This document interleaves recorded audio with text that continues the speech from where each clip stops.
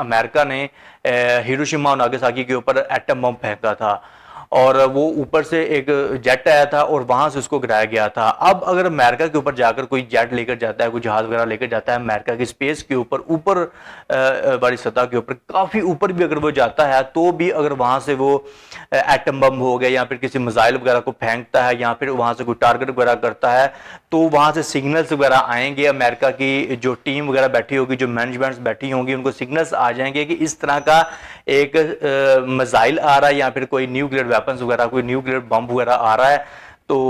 वो सिग्नल्स वगैरह आएंगे, वहां से भी सारी की सारी चीजें मैनेज की जाएंगी और उसको वहीं पर ही जो है वो जैम कर दिया जाएगा और उसको रोक दिया जाएगा। इस तरह का ये पावरफुल सिस्टम होगा गोल्डन डूम सिस्टम, कि अगर आप स्पेस से इसको टारगेट करते हो तो भी आप नाकाम हो जाओगे। उसके बाद अगर आप अपनी सरहद से, अपनी टेरिटरी से, अगर आप अपनी जमीन से इसको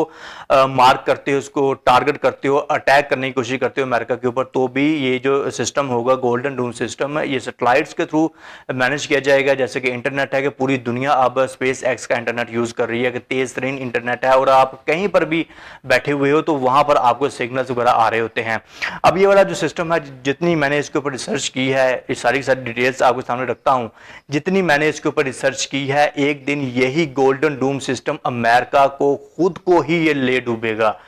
क्योंकि ये इस कदर खतरनाक तरीन सिस्टम है। बहुत सारे मुमालिक ने इसके अगेंस्ट बात की है, इसकी खिलाफ वर्जी की है कि ऐसा सिस्टम लॉन्च नहीं होना चाहिए, कि फ्यूचर में जाकर ये सारी की सारी दुनिया के लिए भी प्रॉब्लम्स क्रिएट कर सकता है, कि सारी की सारी दुनिया